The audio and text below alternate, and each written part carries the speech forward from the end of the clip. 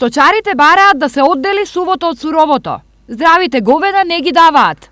Тие се погласни во барањата, незаразени од добиток од болеста јазлеста кожа, државата да им го остави во шталите. Предлагам у тоа што е заболено, тоа да му се одземе, а оно другото што си е здраво, зашто да останува да му го одзима и да се нервира цела фамилија и деца и се и болка да стара државата у тоа смисол. Сепак, во сите жаришта досега, освен заразениот, се одзема и здравиот добиток.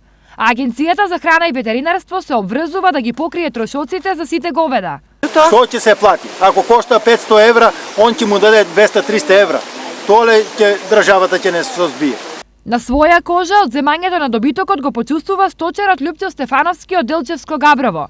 Заразените говеда му ги закопале на депонија, а здравите завршиле во кланица во Радовиш. Во документот пишува 14 говеда 124.530 денара. А тие три што ги закопаане само тоа е документ, 3 телето. Незадоволни сте од проценката што? Не. Процека после ќе од агенцијата колку ќе плача, не дам кој ќе видиме. Треба да стигнат од тамо они документи испратат од Радовиш. Чекањето и неизвестноста до исплаќање на парите за сточарите од истокот се голем проблем, зашто стоката им е единствениот начин на екзистенција.